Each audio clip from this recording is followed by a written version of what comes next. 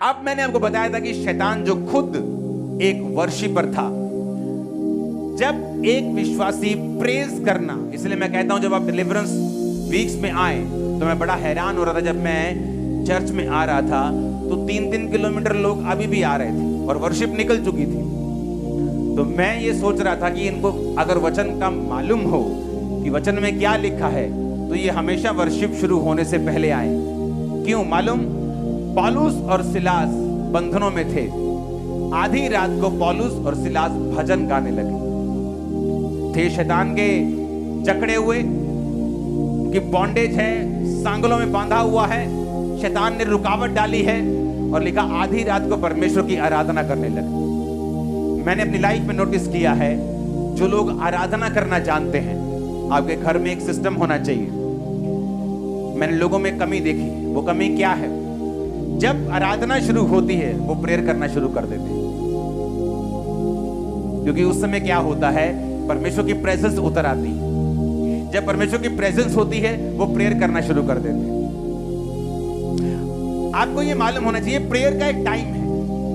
जब वर्शिप चल रही है तो क्यों वर्शिप चल रही है?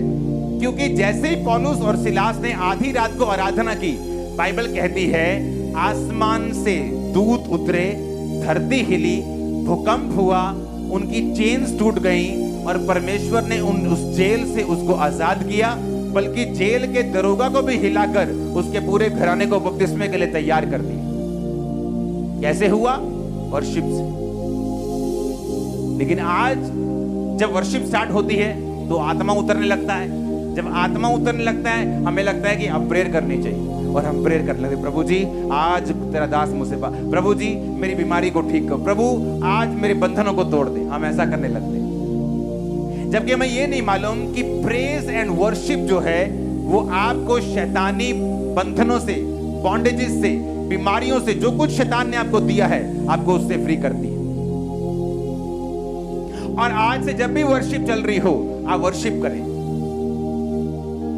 अगर 1 घंटे की वर्शिप है, आप उसमें 5 मिनट, 2 मिनट, एक मोमेंट आता है, आप आत्मा से भर चुके हैं, आप प्रेयर कर सकते हैं, आप शैतान को डांट सकते हैं। पवित्र आत्मा ने बहुत आपको उभार दिया, किसी खास जन के लिए जो बचा नहीं है, सेव नहीं है, आप उसके लिए प्रेयर कर सकते हैं। लेकिन एवरी टाइम जो वर्शिप चले आप कंटिन्यू प्रेयर में है, क्योंकि आपको वचन की नॉलेज नहीं है। अगर आपको वचन की नॉलेज हो, आप कंटिन्यू प्रेयर नहीं करेंगे जब वर्शिप चल रही होगी, क्योंकि बाइबल कहती है जब आप वर्शिप करते हैं आप बंधनों से आजाद होते हैं। जब आप आराधना करते हैं आपके बंधन जो है वो टूटते हैं। हालेलुया।